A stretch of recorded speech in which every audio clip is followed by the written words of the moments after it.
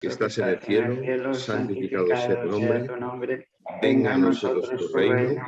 Hágase tu voluntad en la tierra como en el cielo. Danos hoy nuestro pan de cada día. Perdona nuestras ofensas, como también nosotros perdonamos a los que nos ofenden. No nos dejes caer en la tentación y líbranos del mal. Amén. Amén.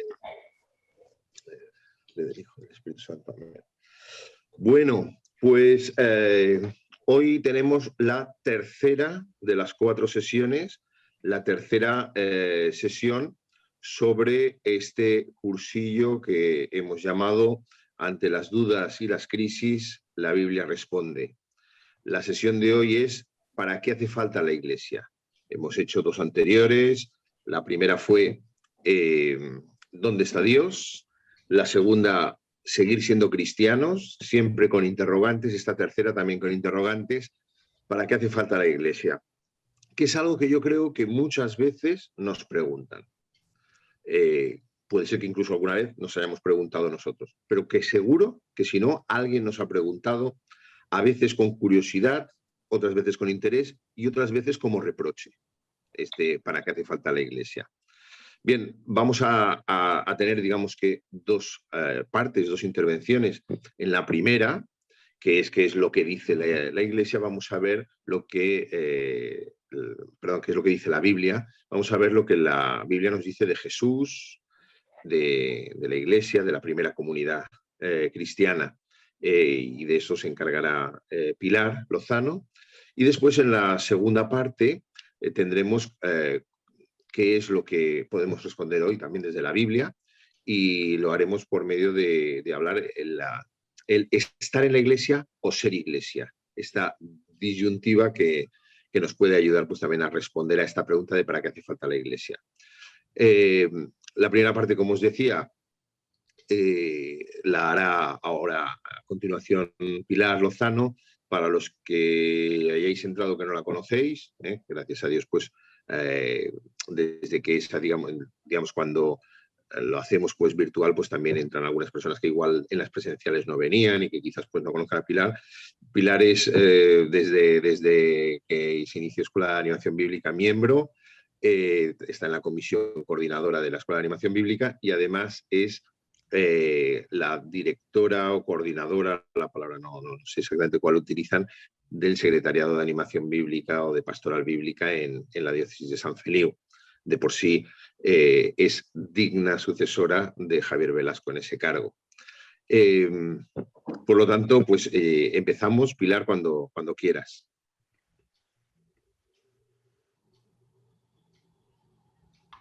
Muy bien, pues vamos a empezar. También voy haciendo interrogantes a lo largo de lo que me pedisteis que hiciera, ¿no? Jesús, los discípulos y la primera comunidad pascual.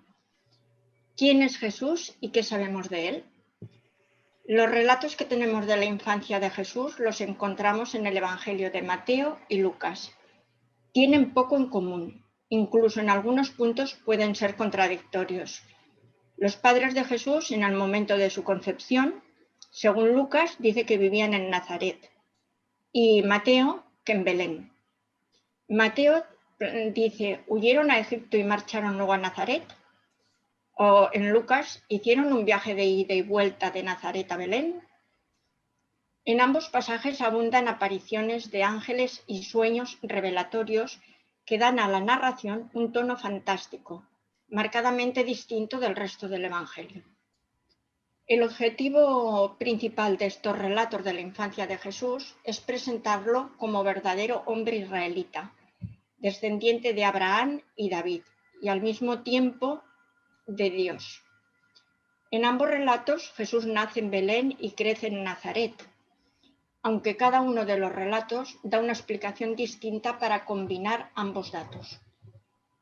Los dos afirman que Jesús nació de una mujer virgen, aunque la manera de comunicarlo es diferente. Ahora bien, que Jesús haya nacido en Belén y crecido en Nazaret no supone ningún reto a la razón, pero que haya nacido de una mujer virgen no resulta fácil de creer. Sin embargo, esta es la fe de la Iglesia desde sus inicios. Dios se reveló de manera sorprendente, haciendo posible lo imposible. El Hijo de Dios se encarnó en el seno de la Virgen María. A continuación, hay un gran salto temporal y nos presentan a Jesús adulto, que es bautizado por Juan. Este será el primer acontecimiento de su vida pública. Volviendo al principio, Mateo comienza el texto presentando la genealogía de Jesús, mientras que Lucas inserta la genealogía solo después de la escena del bautismo por Juan, en el capítulo 3, 1-2. Mateo empieza con Abraham y Lucas en 3:38 se remonta a Enós, Set, Adán y Dios. De esta manera, Lucas presenta una visión para incluir a la humanidad entera. La actividad de la vida pública de Jesús solo está en Lucas 4, 14, 21 para hacer su presentación personal de Cristo. En esta escena, Jesús afirma que en él se realizan las mejores esperanzas de los profetas. Él es el ungido, que trae la buena noticia a los pobres.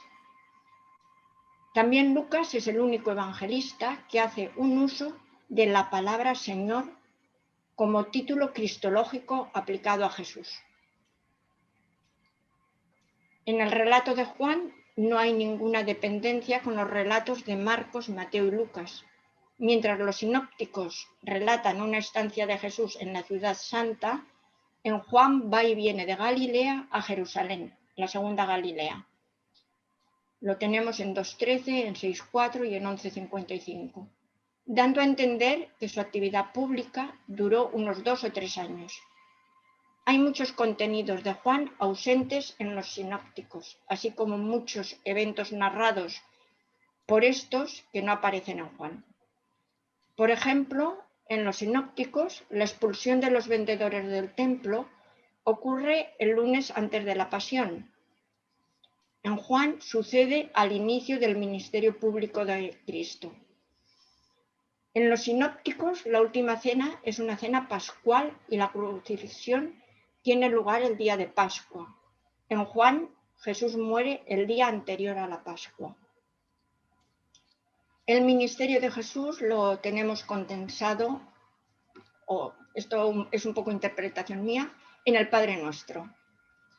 Mateo y Lucas nos presentan dos versiones que difieren en algunos puntos. Hay 3 aspectos básicos en ellos. Primero, nos encontramos con la oración de Jesús. Segundo, esta oración constituye una clave de su ministerio y de su persona. Y tercero, al enseñar Jesús esta oración a sus discípulos, les hizo partícipes de la intimidad de su propia oración. Así pasamos a discípulos. La palabra discípulo aparece 73 veces en Mateo, 43 en Marcos, 37 en Lucas y 70 en Juan. ¿Qué es ser discípulo? Ser discípulo no es solo escuchar un mensaje capaz de hacernos mejores personas. Ser discípulo, en nuestro caso cristiano, es un modo de vivir que se aprende al lado de Jesús, a los pies de Jesús como María, en Lucas 10, 25, 37, siguiéndolo de cerca, uniéndonos a él y dejando crecer su palabra en nuestro corazón. Esta unión es profunda si nos dejamos moldear por las manos del Padre. Él, mejor que nadie, sabe lo que nos impide ser imagen de su Hijo. Solo en esta relación es posible dar fruto abundante. Únicamente somos discípulos si mantenemos este vínculo con Jesús. Si nos separamos de Él, dejamos de recibir su vida y perdemos nuestra identidad de discípulos. En Juan 15, 1-8, concretamente en el 5, tenemos: yo soy la vid, vosotros los sarmientos. El que permanece en mí y yo en él, ese da mucho fruto, porque separados de mí no podéis hacer nada. Volver siempre a este amor forma parte de la cotidianidad del cristiano. Esto lo tenemos reflejado en Juan 15, 9-11. En Mateo 7:11, en Mateo capítulo 7, 7 al 11, Jesús dice a sus discípulos: pidan y Dios les dará, Busquen y encontrarán. Llamen y Él les abrirá. Porque todo el que pide, recibe. El que busca, encuentra. Y al que llama, Dios le abre. Son 3 verbos y también son actitudes. Pedir, buscar y llamar. Pero hay que saber pedir, saber llamar y saber buscar. La clave del compromiso cristiano la encontramos en 1 Corintios 13:3. Aunque repartiera todos mis bienes y entregara mi cuerpo a las llamas, si no tengo caridad, nada me aprovecha. O otras versiones de nada me sirve. La esperanza cristiana lleva consigo una llamada a la misión y al compromiso, una invitación a no esperar del cielo soluciones milagrosas o especiales. En las lecturas de este último domingo, domingo de la Ascensión, en la lectura de Hechos de los Apóstoles 1, del 1 al 11, ¿qué hacéis ahí mirando al cielo? Id al mundo entero y proclamad el Evangelio. Como también en el Evangelio de Marcos 16, 15, 20, está la llamada a la misión y comenzó a realizarse en obediencia al mandato. Id por todo el mundo y anunciad la buena nueva del Evangelio a toda la creación. En el versículo 15. Y ellos salieron a proclamar por todas partes, colaborando el Señor con ellos y confirmando la palabra con los signos que lo acompañaban. En el versículo 20. Realmente el seguimiento de Cristo comienza cuando somos conscientes de que somos amados incondicionalmente, con un amor que no mira nuestras pequeñeces ni miserias, ni nuestro pecado. Es un amor que solo es comparable al amor con que el mismo Jesús es amado por el Padre. Descubrir este amor es lo único que hará posible un compromiso auténtico y fiel. Lo único que despertará una respuesta de amor y permanecer en Jesús y nos dará su alegría. En estos tiempos de crisis tenemos que reaprender de Jesús la confianza, tal y como Él confiaba en el Padre. No de una manera ingenua, esperando tiempos mejores, menos aún de una manera pasiva e irresponsable, sino con el comportamiento que Jesús propone de seguirlo en el Evangelio. Con la persona de Jesús nos encontramos con un Dios concreto, amigo y cercano. Nos da paz, nos hace pasar del miedo a la confianza y acogemos la presencia invisible, silenciosa, pero real del misterio de Dios. En el momento que nos hacemos conscientes de esta presencia continua, se despierta la confianza plena en Dios. Con la celebración de la Ascensión se acaba la presencia física del Señor entre nosotros y empieza la misión de los discípulos y también la nuestra. El Señor se queda aquí de otra manera, a través de la palabra, de la comunidad cristiana, de los pobres. La misión de los discípulos y de toda la Iglesia es ser testimonios de Cristo en todo el mundo. La comunidad pascual, que es una comunidad con quien comparto comunidad. Esto es algo muy importante, puesto que tenemos que saber a qué comunidad pertenecemos y cómo compartimos. La Pascua es un tiempo especial de esperanza y la comunidad es también un poderoso signo de esperanza en un mundo donde todo parece destrozado, todo parece desesperanza. Tanto hombres como mujeres querían y queremos auténticas comunidades en las que poder experimentar la luz y la plenitud. El triunfo de Jesús sobre el pecado y la muerte nos da una nueva oportunidad para vivir plenamente. La Pascua tiene el poder de darnos esperanza a una nueva vida, es decir, dejarnos transformar nuestras vidas y de esta manera se transformará nuestra Iglesia. Un ejemplo lo tenemos en la carta de Pablo a la comunidad de Corinto, donde invita a desterrar toda levadura vieja y celebrar una fiesta con los panes pascuales de la sinceridad y la verdad, en 1 Corintios 5, 7, 8. Los discípulos, tras el apresamiento de Jesús, tuvieron miedo y se encerraron, se escondieron. Los discípulos dispersos, al sentir que el Señor resucitado que se apareció a mujeres, a los discípulos de Maús, al grupo que estaba encerrado, los lleva a juntarse de nuevo. Es el Evangelio de Juan el que escribe que Jesús se presenta en una casa. Cuando los visita, las palabras del Señor no son de condena, son de paz. No juzgó, perdonó. La comunidad queda sellada al recibir el don del Espíritu Santo. Es este Espíritu el que se encarga de mantener viva la fe de los discípulos y continúa hasta nuestros días. Como comunidad pascual deseamos compartir la luz de la Pascua y así intentar disipar las tinieblas de la alienación que se han apoderado del mundo. La fe en el Señor resucitado nos puede dar valor para vivir como una comunidad. De hecho, la primera comunidad cristiana nació de la fe en el Cristo resucitado.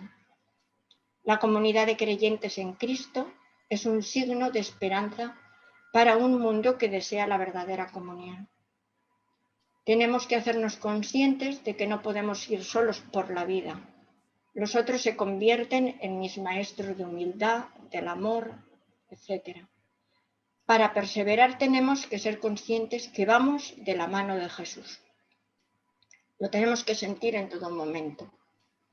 El saber que tengo límites y los reconozco nos ayuda a ser más humildes y nos ayuda también a aceptar la ayuda de los demás. Cuando reconozco mis límites, puedo pedir ayuda. En la oración, con el trato cálido con Jesús, podemos llevar toda nuestra vida. Sabemos que todo esto requiere esfuerzo. La comunidad es una manera de reconocer que construir el reino del cielo en la tierra va a requerir esfuerzo. No es un camino sobre las nubes ni sobre una alfombra roja.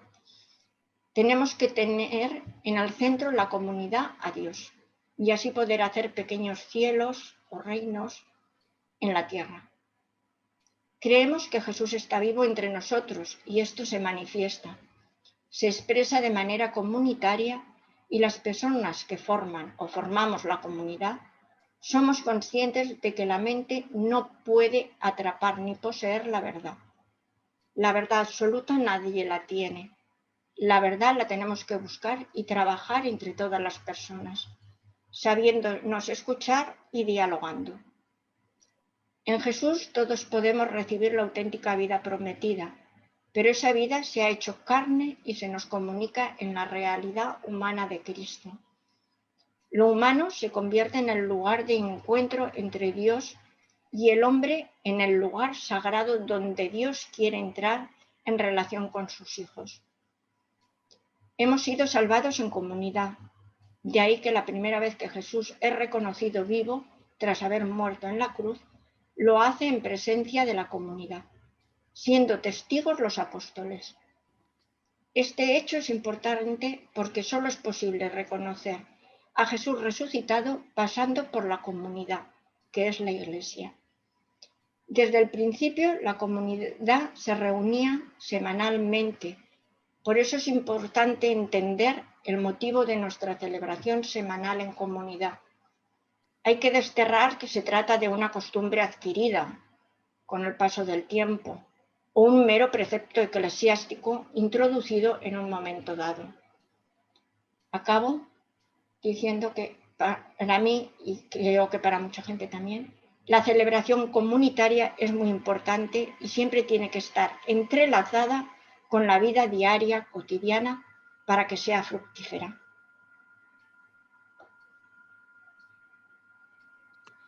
Muchas gracias, Pilar. Tal como hemos hecho en las otras sesiones, dejaremos para el diálogo y, por tanto, podrá haber preguntas que podrán ser contestadas por ti, podrán ser contestadas por el padre Tony, podrán ser contestadas por los dos, depende de a quién se dirijan. Pero damos paso entonces a la siguiente parte. Esta segunda parte nos muestra esta disyuntiva que quiere dar un poquito respuesta a esta pregunta, a la pregunta ¿para qué hace falta la Iglesia? Podemos responder desde esta disyuntiva. Bueno, ¿estamos hablando de estar en la Iglesia o de ser Iglesia? y esta respuesta de esta disyuntiva puede acabar respondiendo esa pregunta inicial. Eso se lo hemos pedido al padre Tony Plaza, misionero del Sagrado Corazón, que ha estado muchos años en Paraguay, alguno también creo que recordar en Argentina, pero muchos años en Paraguay de misionero, algún año también entre medio aquí, tanto en el santuario de Nuestra Señora del Sagrado Corazón, en la calle Rosellón de Barcelona, como también colaborando en algunas parroquias de Hospitalet. Ahora, desde hace unos meses, vuelve a estar aquí en Barcelona, allí en el santuario de Nuestra Señora del Sagrado Corazón, y pues le he pedido en nombre de Escuela de Animación Bíblica, de todos nosotros, pues esta participación, al cual ya le agradecemos también de antemano. Pues esa pregunta que me hacía Quique, o para plantear el tema de hoy, y bueno, no sé cómo habéis reaccionado, pero yo cuando lo escuché, pues me sentí como un poco así, ¿no? ¿Para qué hace falta la Iglesia? Como seres humanos llamados a vivir en relación y como creyentes, esta pregunta pues nos ha de chocar, ¿no? Inevitablemente. ¿Para qué hace falta la Iglesia? Es como preguntar a un ser humano para qué hace falta la familia, para qué hace falta la amistad, para qué hacen falta los amigos. Yo no sé si en el fondo esta pregunta es lo que se escucha mucho por ahí, ¿no? Yo creo en Jesús, pero no creo en la Iglesia. Y no sé si en el fondo esta pregunta esconde un problema mucho más grave o una equivocación muy extendida. Yo creo en Jesús, pero no creo en los curas. A la pinta. Bueno, yo tampoco, ¿no? Ni en los curas, ni en los catequistas, ni en el Vaticano. Los curas, los catequistas, el Vaticano, nosotros quienes creemos es en Jesús, ¿no? Que es el centro de nuestra vida y es el que da sentido a nuestras vidas. Y eso es lo que nosotros queremos vivir, ¿no? Hacer la pregunta o hacer esta dicotomía, esta separación, no tiene ningún sentido. Porque si vemos la vida de Jesús, su punto de referencia, ya no su origen trinitario, sino que su punto de referencia siempre fue una comunidad. Es lo primero que hizo, buscar un grupo de gente a los que entusiasmar y con los que convivir, con los que ir empujando juntos el reino de Dios, ¿no? Se me propone esta segunda parte que dice, la Biblia responde hoy. Bueno, ahí ya Pilar nos ha estado hablando de la experiencia de Jesús y de la primera comunidad cristiana. Qué suerte que es lo del momento de la ascensión, el relato de los Hechos de los Apóstoles, ¿no? Cuando después de que Jesús subiera al cielo, pues ahí está, Galileos, cristianos, ¿qué estáis haciendo mirando al cielo? Id por el mundo y anunciar las cosas de Dios, ¿no?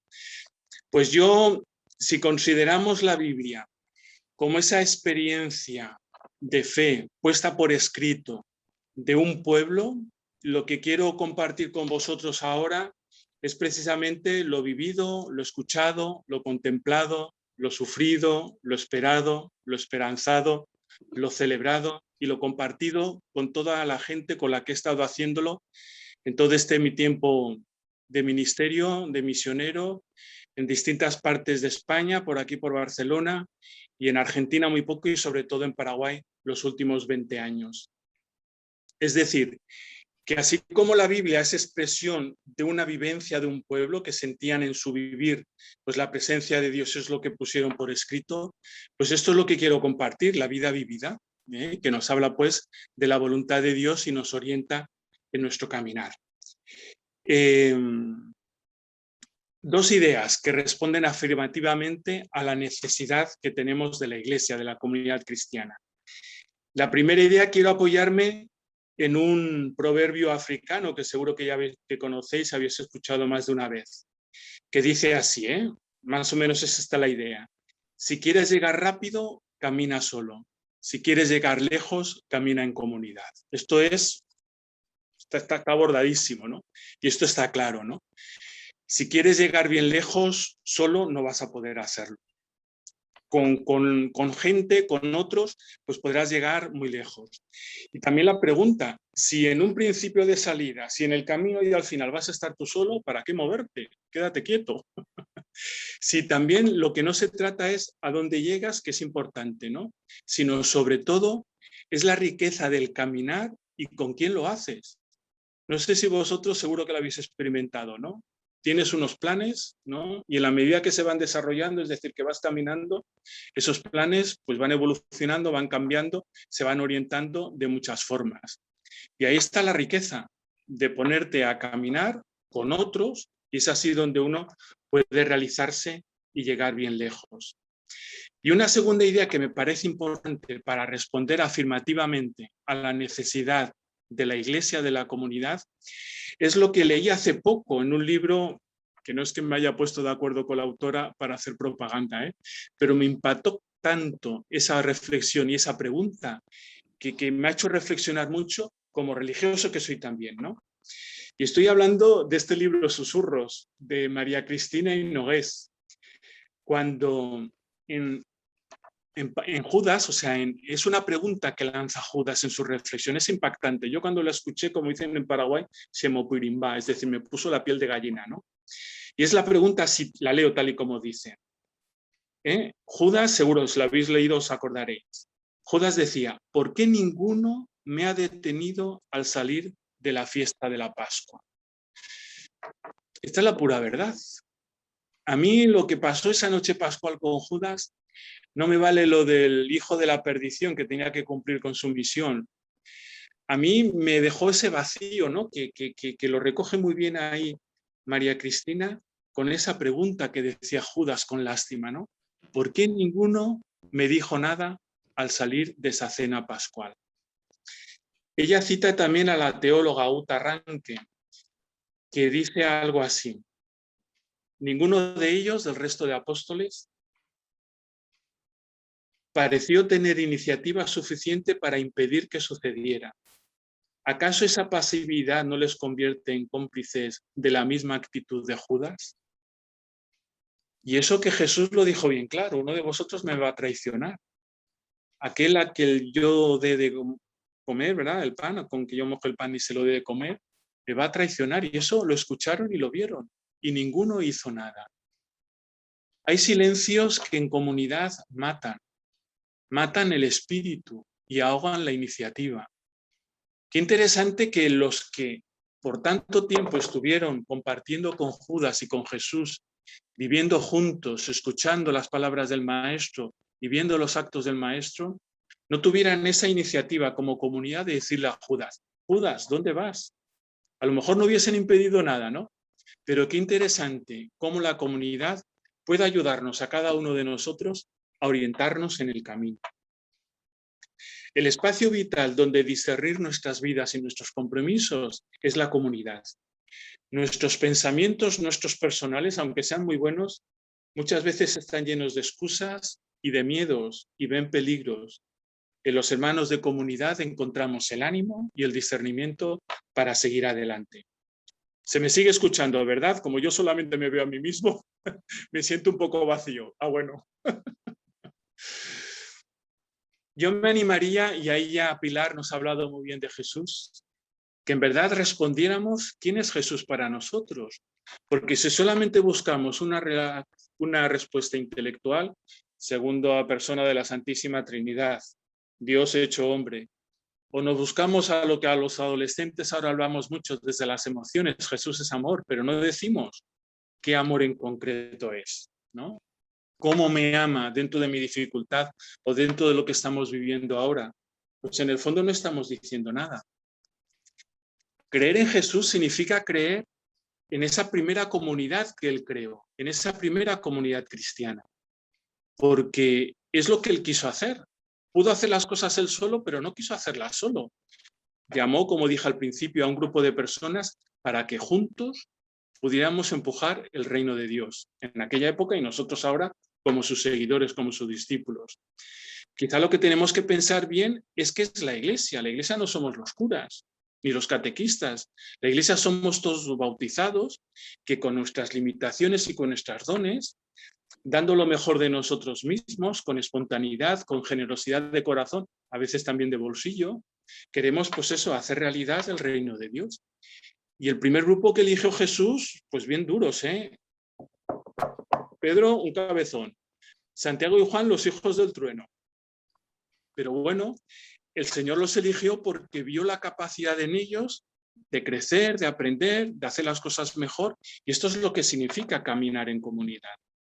Otra cosa es hablar de las personas que a veces, pues bueno, son pesadas o a veces están equivocadas, de las estructuras, pero bueno, toda sociedad que quiera construirse debe tener como unos mínimos acuerdos para poder seguir caminando y creciendo juntos, ¿verdad?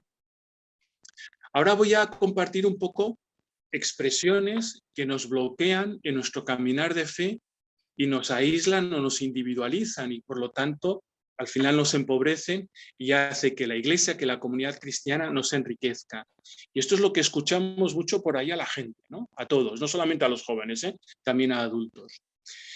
Yo voy a la iglesia o yo participo en la iglesia cuando me sale, ¿no? Cuando me apetece, cuando lo siento.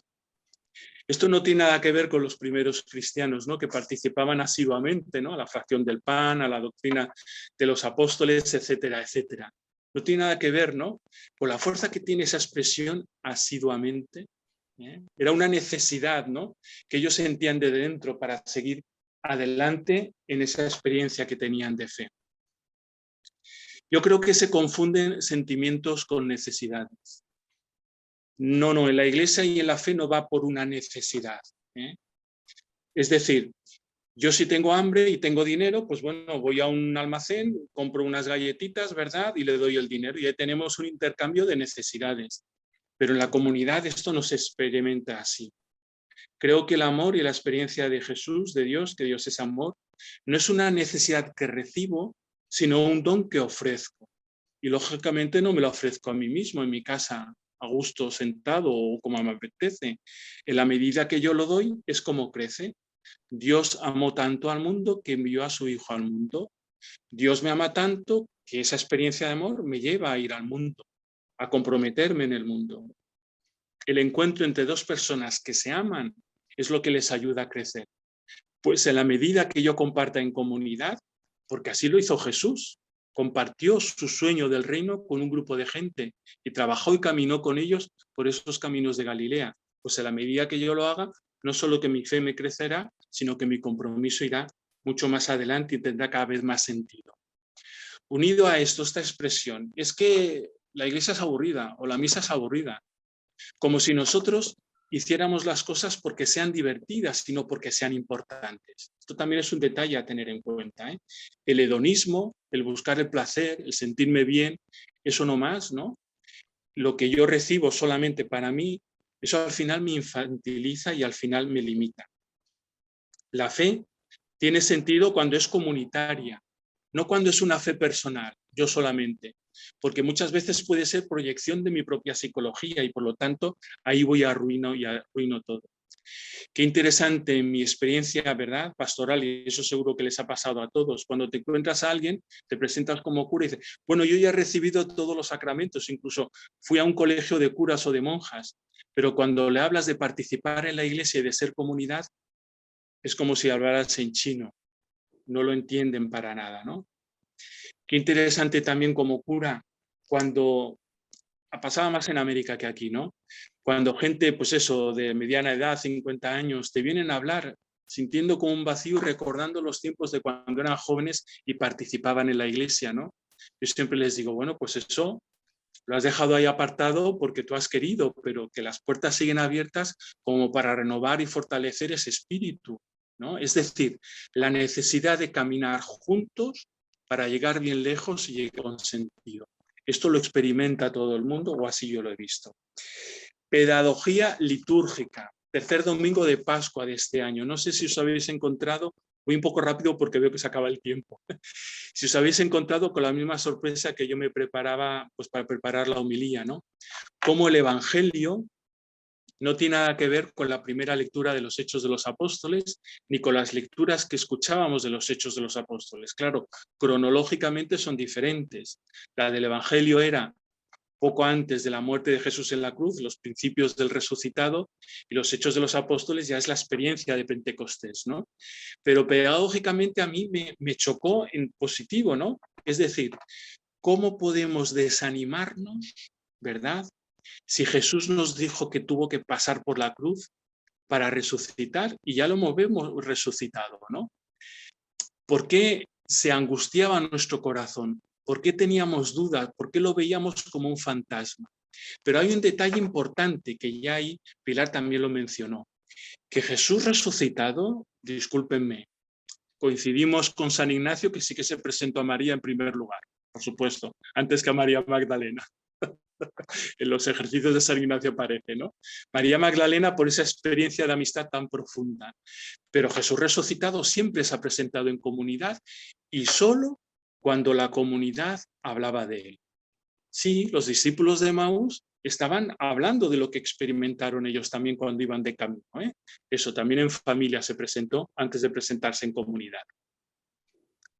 Hay otra cosa que dicen los Hechos de los Apóstoles 4:29, cuando Pedro y Juan fueron liberados después de haber hecho lo del tullido, ¿recordáis, verdad?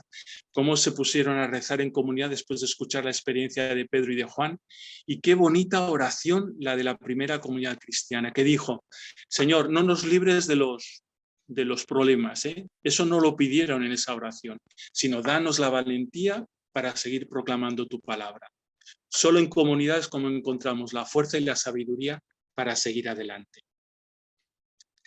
Qué interesante lo que hace San Juan al hablar de la última cena. No menciona las palabras litúrgicas de la institución, pero dedica 5 capítulos para hablar de lo que pasó esa noche, ¿eh? Claro, al ser el último evangelio que se escribió, ¿verdad? Hay como mayor experiencia de la celebración de la Eucaristía y todo lo que ahí lleva sobre la amistad, sobre el dar la vida por los amigos, sobre el lavatorio de los pies, etcétera, etcétera. Centro de la comunidad cristiana, la Eucaristía. Sí, celebrar la Eucaristía. Jesús presente en la Eucaristía.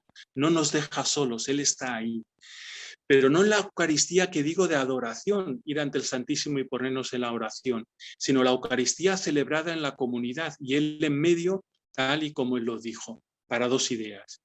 Alimentarnos, para eso está presente en el pan y no en una imagen, para ser nosotros comida y alimento para los demás, especialmente para los que más nos necesitan.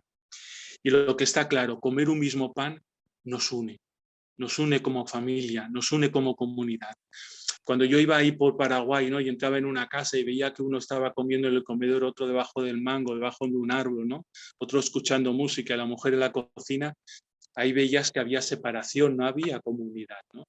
Compartir una misma comida, la misma Eucaristía, nos une en comunidad. Quiero acabar ya porque habrá que dejar un poco espacio para la participación, ¿no? Solo con 2 ideas finales, ¿no? Cuando decimos ir a misa o participar en la Eucaristía, ¿no? Qué cosas tan diferentes. Qué experiencia allí en Paraguay, donde estaba en el interior, que la comunidad más lejana la tenía a 60 kilómetros, 40 kilómetros de los cuales era por tierra. Cómo la gente cuando yo llegaba participaban en la Eucaristía, en la misa, no tenía ningún problema. Cuando no era asiduo, que yo procuraba ir una vez al mes, no como el párroco anterior que iba una vez al año, ¿no? Yo procuraba ir una vez al mes. La gente, ¿cómo le gustaba participar? ¿Cómo iba? Y eso que vivían alejados, a lo mejor a 5 kilómetros de la capilla, etcétera, ¿no? Las casas alejadas, ¿no? Y aquí que hay más posibilidad de participar, la gente participa menos, ¿no? Qué curioso. Porque no vamos a oír misa nomás, ¿no? Ahí estamos como espectadores. Y si el cura no me gusta, pues tengo derecho a reclamar. Parece que pagamos como una entrada, ¿no? Cuando vamos a participar esa experiencia de fe de Jesús en medio de la comunidad reunida en su nombre, ahí sí que soy activo dentro de la celebración. Y no me importa si no hay cantos, no me importa si a lo mejor es pesado el cura cuando habla porque ha tenido un mal día. Voy a celebrar eso en comunidad. Jesús está en medio nuestro, alentándonos en nuestras luchas. Ser iglesia, participar en la iglesia. Creer en Jesús significa creer en su iglesia, creer en ti y en mí, porque nosotros somos iglesia. La iglesia no son piedras, o como decía Pedro, son piedras vivas que somos tú y yo. Presencia del sacerdote para hacer comunidad, sí pero no, no pero sí. Sí, porque el sacerdote sobre todo cuando está entregado, puede hacer de mediador entre los hermanos de la comunidad, cuando a veces alguno quiere fanatizar. Sí. Presencia del sacerdote no para dormir, ¿eh? Contaría yo una experiencia que pasó con las campanas ahí en Yegros, donde yo estuve, que solo cuando me fui es cuando se armaron ellos y se organizaron para que actualmente ya tienen la campana, ¿no? Y yo cuando estuve les dije, venga, dinero hay, tenemos dinero ahorrado, muevan su comisión, háganla, favorezcanla, etcétera, que yo lo voy a apoyar todo, y que no lo hacía. Cuando yo me fui sí que lo hicieron. Bueno, ahí hay un trabajo muy interesante. Como sacerdotes tenemos que preocuparnos. Y acabo diciendo que el individualismo tan imperante en la sociedad de hoy de ahora no nos cambie nuestra forma de ser, ¿no? Nuestra forma de vivir, que es en comunidad. Espero que se haya entendido y que hayan escuchado bien todos, y disculpen por la tecnología, ¿eh? Que allí en Paraguay, como no había ni señal ni saldo, no usábamos tanto esto.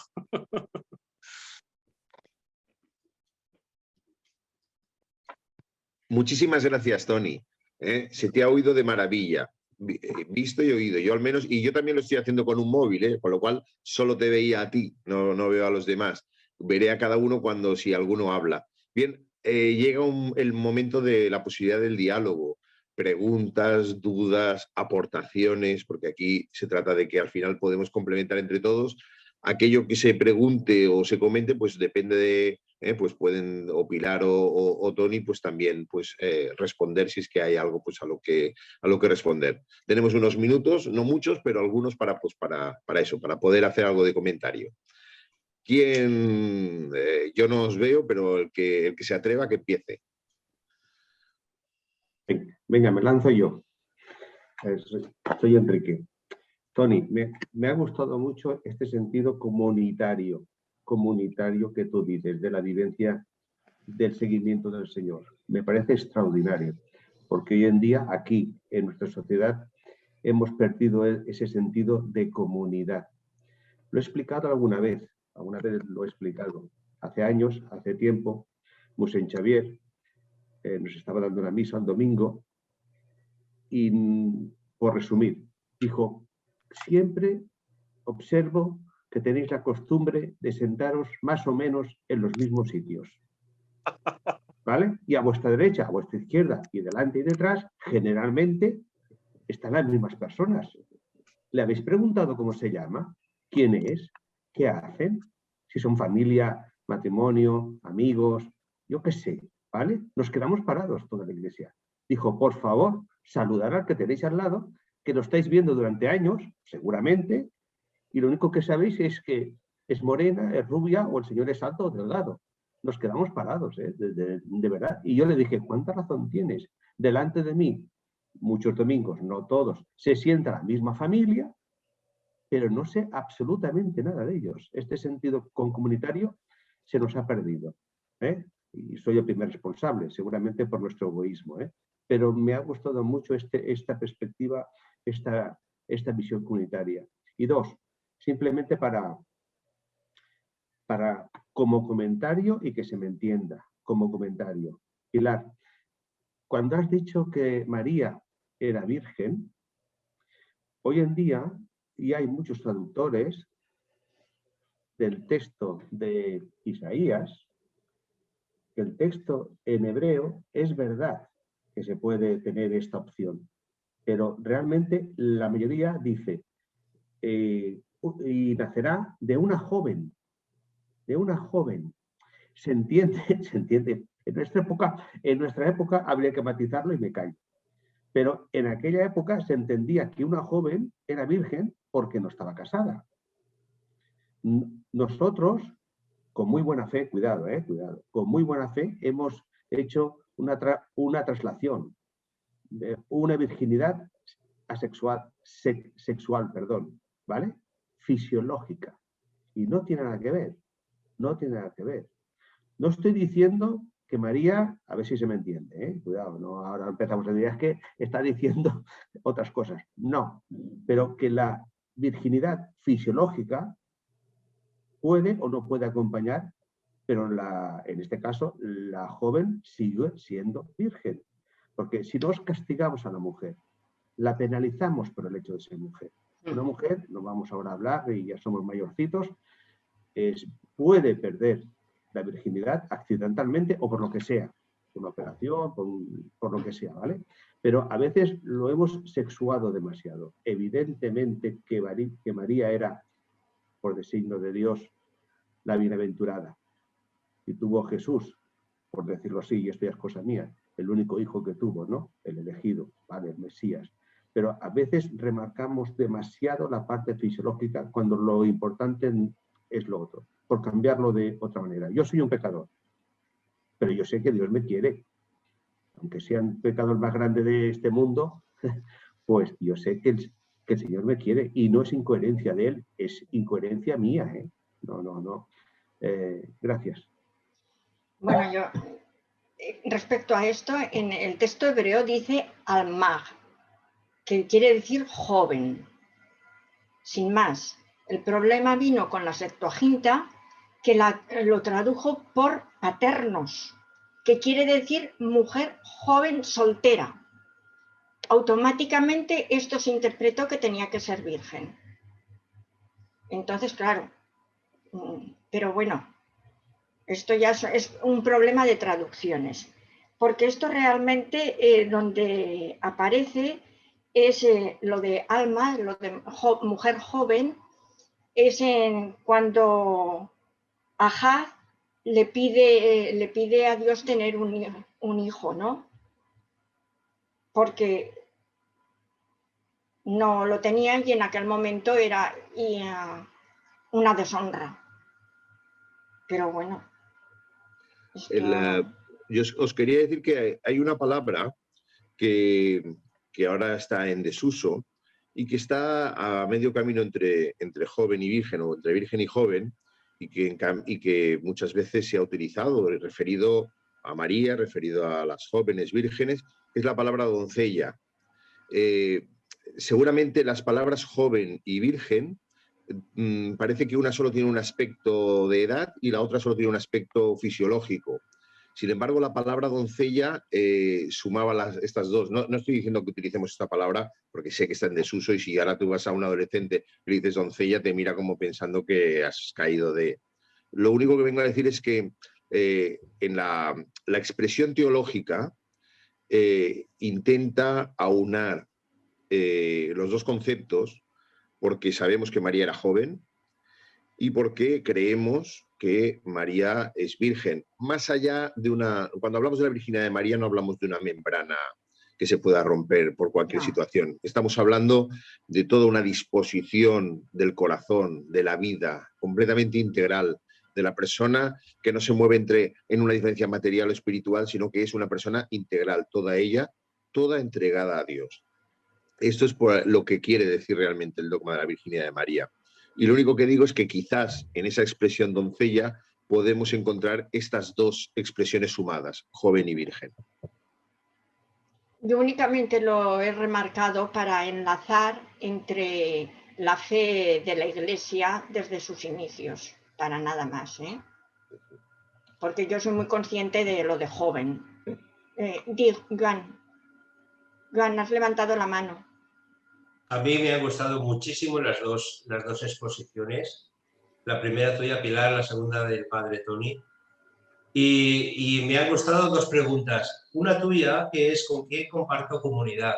Para mí es muy importante. Y escuchando al padre Tony, ¿cómo entramos a formar parte de la comunidad?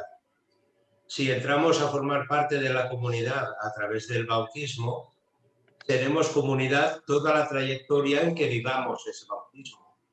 Mientras vivimos el bautismo, somos comunidad. Cuando creemos estar dentro de la comunidad, pero viviendo una vida distinta a lo que el bautismo nos hace ser y nos hace vivir, estamos entre el número, pero rompemos el espíritu de la comunidad. Y luego, ¿con quién comparto comunidad? Es fácil a veces compartir comunidad con los que creen como tú, son como tú, piensan como tú. Pero pienso que en el magisterio de la Iglesia de estos últimos años, esto de ser iglesia, ser comunidad en salida, de ir a buscar al otro, ¿no? Salir afuera. Y yo pienso que a veces esta pregunta es muy importante. ¿Con quién comparto comunidad? Con los que nos reunimos cada domingo, 50, 60, eso es la comunidad. ¿Por qué no salimos a la comunidad?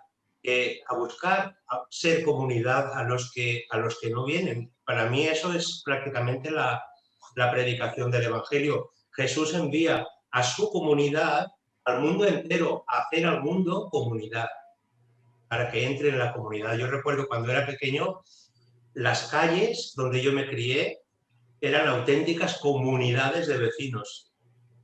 Cada casa, es que salían las mujeres a coser a la calle, pasaba cualquier cosa, no había para pagarle el entierro, no había seguros de decesos ni cosas de estas, y cualquier vecino que moría y a lo mejor se enteraban que no, se hacía una colecta, se le pagaba el entierro allí. Es que a nadie le faltaba nada, en aquella calle a nadie le faltaba nada. Aquella calle era una comunidad, y hoy vivimos unos encima de otros y nos molestamos porque nos hacemos ruidos, nos vemos por las escaleras en la salida del ascensor, adiós, muy buenas, pero ¿quién será este? A lo mejor ya hace 6 meses que vive arriba de tu piso. ¿Con quién comparto comunidad? Me ha gustado mucho, Pilar. Y la suya también. ¿Cómo entramos en la comunidad, padre Tony? Muy bien. Quería decir algo. ¿Se me oye? Sí. Aquí es más difícil, lo reconozco. Pero lo que hablabas de las calles, ¿no? Cuando pasaba algo y se hacían colectas, eso era años atrás aquí en Barcelona, ¿no? No sé dónde se estés aquí en Barcelona. Bueno, quiero hablar de mi experiencia en Paraguay, donde la gente es más religiosa, pero también hay que ver qué tipo de fe tienen, ¿no? Porque también existe mucha indiferencia y también situaciones muy difíciles. Creo que era una experiencia muy bonita eso que nos propone el Papa de la Iglesia en salida, ¿no? Yo jamás por el pueblo, incluso las comunidades cercanas que yo atendía, jamás iba en camioneta, siempre iba o andando o en bicicleta y relacionándome con todo el mundo, incluso con la gente que no venía a la iglesia. Yo no sé si conseguía que vinieran más a la iglesia, no, eso no me importaba. La cuestión es que todo el mundo me saludaba, ¿no? Y había un trato cercano con toda la gente, ¿no? El saludo del sacerdote no se niega, me decían por ahí. Yo tenía que saludar a todo el mundo. Cuando iba a Asunción, a la capital, caía en ese mismo error, entre comillas, ¿no? Empezaba a saludar a todo el mundo también, ¿no? Yo creo que en el trato cercano es como se consigue participar o vincular en la comunidad. Más que el bautismo en sí como rito, ¿no? Después hay que aprovechar la primera comunión, por ejemplo, ¿no? Una catequesis familiar que no son catequesis a los padres o charlas a los padres, sino reunir a los padres. Y ahí la Biblia nos ayudaba, porque en América Latina se usa mucho más la Biblia. Con la Biblia en mano, compartiendo la palabra de Dios, conseguías entrar en la familia. Personas que a lo mejor no participaban en la misa, pero como era la edad de la primera comunión, sí que a la catequesis, ahí empezabas a meterte, y al final eso daba sus frutos bien, ¿no? En la medida que éramos una iglesia en salida y una iglesia cercana, pero así, ¿no? A peupla, como decía el Casaldáliga, ¿no? Pues ahí habrá más vínculo comunitario y se sentirá la presencia del Señor, sí. Más que en ritos, en experiencia compartida. Bueno, tenemos que acabar por la hora que es. Daros muchas gracias a todos por la participación y especialmente a los ponentes, a Pilar y a Tony por haber preparado y habernos hecho pues reflexionar. Es verdad que queda poco tiempo para el diálogo, pero también es verdad que muchas de esas preguntas que nos pueden ir surgiendo quizás nos irán surgiendo conforme meditemos lo que hemos oído, ¿no? Hay las preguntas a bote pronto, pero luego hay las preguntas del que va rumiando, ¿no? Todo esto. Y sin duda, una pregunta que nos podemos hacer, con la que yo, digamos, que quisiera acabar esta sesión de hoy es, no tanto para qué sirve la Iglesia, para qué hace falta la Iglesia, sino qué hay de mi manera de vivir la Iglesia que hace que los demás piensen que para qué hace falta la Iglesia. Porque seguramente mi vida podría ser ya la respuesta a esta pregunta de para qué hace falta la Iglesia. Y cuando no lo ven, pues quizás es que mi vida no está siendo la respuesta que debiera ser. Lo dejo ahí, es una pregunta porque pienso que va bien también que nos hagamos estas preguntas de autoexamen personal cada uno. en las que nadie te tiene que reprochar nada, sino que tú mismo pues lo dialogas con el Señor. Y quizás si solucionamos este diálogo con el Señor, nos lleguen menos reproches por otras partes, ¿no? La semana que viene la semana que viene la cuarta y última sesión, con un tema que en tiempos de la pandemia pues parecía, es decir, parecía que llegaba casi que el fin del mundo, y algunas personas han empezado a pensar en esto del fin del mundo y se preguntaban, y entonces pues saben que algunos pues que la Iglesia habla pues de la segunda venida de Cristo y lo que llamamos la parusía. Y algunos se han preguntado, bueno, ¿pero qué es eso de la segunda venida de Cristo? Y para ello nos ayudarán, por un lado, el hermano Pepe Pedregosa desde Madrid, que nos hablará al inicio pues, de lo que Jesús y lo que San Pablo dicen sobre la segunda venida de Cristo. Y luego nos ayudará el padre Juan Molina desde Valladolid para explicar un poquito qué significa esto de la segunda venida de Cristo y qué va a ser, en qué va a consistir, qué debemos esperar. Por lo tanto, pues a la semana que viene pues me remito. Muchísimas gracias nuevamente a todos y si os parece acabaremos rezando pues un Ave María en este mes que no es de María porque sea mayo, sino que es de María si nosotros hacemos que sea de María. Es decir, que si lo tenemos presente y la queremos tener como imagen, como modelo de todo esto que hemos hablado también hoy. María es cohesionadora de la Iglesia. En el nombre del Padre, del Hijo, del Espíritu Santo. Amén. Dios te salve María. María, llena eres de gracia, el Señor está contigo. Bendita tú eres entre todas las mujeres y bendito es el fruto de tu vientre, Jesús. Santa María, Madre de Dios, ruega por nosotros pecadores, ahora y en la hora de nuestra muerte. Amén. Amén. Y antes de rezar el Gloria, en el que citaremos al Espíritu Santo, deciros a todos buena Pascua de Pentecostés. Gracias, Gloria igualmente. al Padre y al Hijo y al Espíritu Santo, como era en el principio, ahora y siempre, por los siglos de los siglos. Amén. Amén. Un abrazo pascual para todos. Gracias igualmente. Gracias, Quique, gracias. Dios, gracias a vosotros. Saludos a todos, a Valencia también.